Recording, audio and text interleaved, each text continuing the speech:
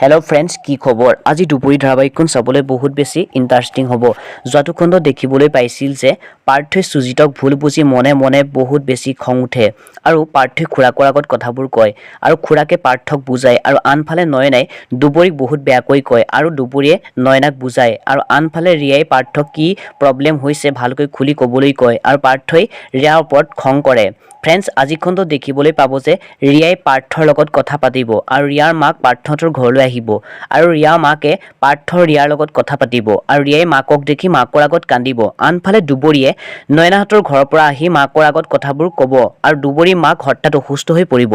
আৰু আনফালে নয়নাক কোনোবাই মাৰিবলৈ চেষ্টা কৰিব फ्रेंड्स আজি খণ্ডত সঁচাকৈ বাৰু নয়নাক মাৰি পেলাব নেকি জানিবলৈ আজি খণ্ডটো চাবলৈ নাপাহৰিব আৰু যদি ভিডিওটো চাই ভাল পালে এটা লাইক দি যাব আৰু লগতে চেনেলটো সাবস্ক্ৰাইব কৰি ল'ব ধন্যবাদ।